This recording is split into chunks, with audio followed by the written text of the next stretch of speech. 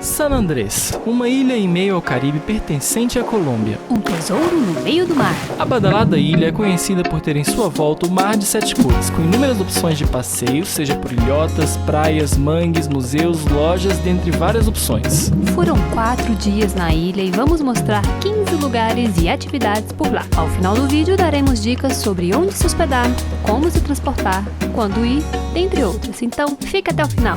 Vem com a gente! Praia Splat Bright é a praia urbana principal de San Andrés, no nordeste da ilha. Colada ao centro da cidade, nela você já encontrará areia branquinha e mar azul turquesa típico do Caribe.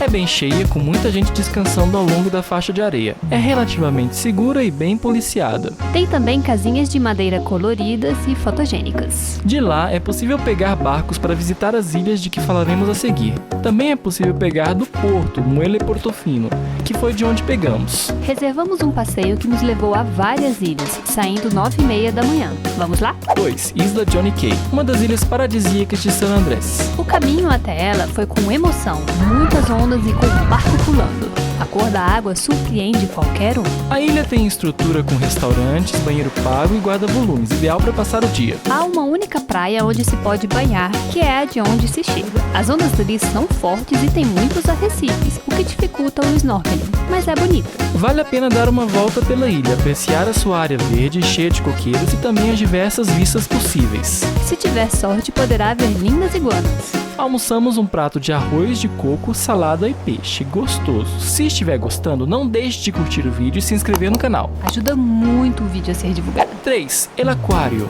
Seguimos até a ilha Aquário. Ela fica do lado da ilha Hands Cay, que é muito parecida com a Johnny Cay, então decidimos curtir apenas o aquário. Não se engane, o negócio é muito cheio, mas dá pra curtir. Colocamos nossas coisas nos guardas-volumes e ficamos com os snorkels e com a câmera. Uau! A água é incrivelmente transparente. Há diversos corais, peixes e também vimos até tubarão. Mesmo sendo lotado, indo de snorkel e um pouco mais longe da ilha, dá pra achar pontos vazios. Incrível. 4. Passeio de parasail. Esse não dá pra deixar de fazer, é uma experiência incrível. Neste passeio, você é puxado por um barco enquanto está preso a um paraquedas. Com o movimento, você sobe e vê o mar de 7 cores do alto.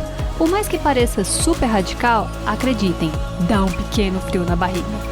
Mas depois é muito tranquilo e apreciativo. Quando o barco desacelera, você desce direto no mar, então é recomendável não levar nada que possa cair ou molhar. Vale a pena fazer. Recomenda-se fazer no primeiro horário do dia, se possível, pois é quando tem menos gente. Como você tem que esperar todo mundo fazer, se estiver cheio, vai gastar tempo. Os passeios seguintes você pode conhecer dando uma volta na ilha. Não acho que dá tempo de fazer tudo em uma volta só. Portanto, pense em dar várias voltas na ilha. Vamos lá! 5. Morgan's Cave. Uma atração tanto diferente em San Andrés. Percorre-se um caminho de museus com auxílio de guias. O primeiro museu explica sobre o coco, iguaria importante para San Andrés. Depois há uma caverna com diversos objetos pirata expostos, sendo que inclusive você pode vesti-lo se quiser. É para se sentir o Jack Sparrow. Há então uma apresentação de dança e uma visita a uma réplica do navio pirata. Por fim, visita-se a caverna de Henry Morgan propriamente dita. Foi um pirata galês que saqueou boa parte do Caribe. É um passeio um pouco artificial, mas para aqueles que querem entrar no clima de pirata, vale a pena sim. 6. Eco Park Westview, um lugar divertidíssimo em San Andrés. É um complexo com um trampolim de 6 metros de altura e um tubo-água que cai diretamente no mar, que é bem azul, transparente e cheio de peixinhos. Confesso que dá um pouquinho de medo. Mas é bom.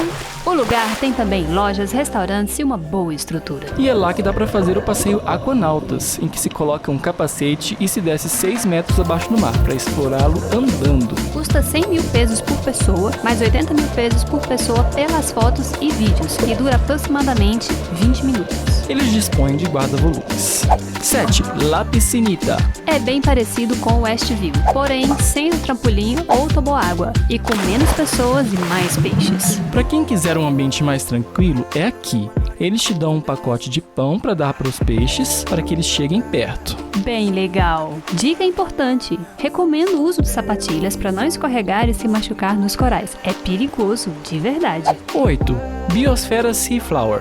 Fizemos um tour diferente com a Seaflower Adventures, um snorkeling com motor, o Sea Scooter. As filmagens não ficaram muito boas, mas o passeio é bem legal. Nele você pode ver algumas estátuas no fundo do mar, como o Museu Submarino. A empresa também oferece o passeio de flyboard. 9. Royal Soplador. É uma fenda natural que esguicha água ou sopra ar em decorrência das ondas. O vento vem muito forte ali. É pra subir os cabelos. Tem umas lojinhas de conveniência no local também. 10. Manglares de Old Point. Parque Nacional de Mangues na Ilha de San Andrés. Pode-se visitá-lo a pé, por meio de trilhas ou então em um passeio de caiaque, que foi o que fizemos. Passamos em meio aos mangues, descemos um pouco para fazer snorkeling e ver os mangues por baixo e interagimos com a vida marinha existente ali. Bem legal. 11. Rocky Cay. É um complexo que possui duas partes. Uma é na ilha com praia, restaurante, mesinhas, guarda-volumes e gazebo, para relaxar pedindo um drink ou algum petisco. A outra é a Rocky Cay propriamente dita, que é uma ilhota de pedra. Se chega de barco ou nadando.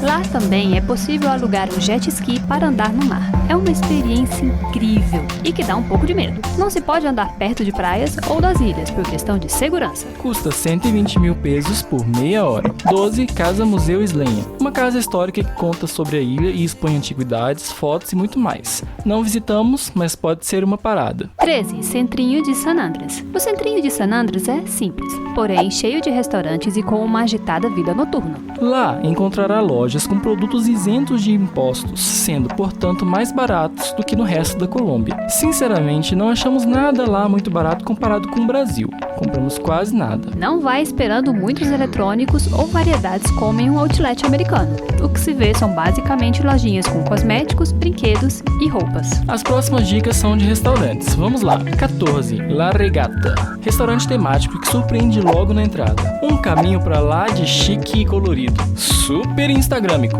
Decoração absolutamente impecável. O cardápio é um tanto amplo. Nós pedimos um ceviche e um prato com salmão, além de uma limonada de coco e uma ginger. Tudo de bom. Não deixe de ir a esse restaurante, é imperdível. É necessário reservar com antecedência, pois é super disputado. 15. Pizza Pavarotti. Não vamos mentir, provavelmente foi a pizza mais gostosa que já comemos.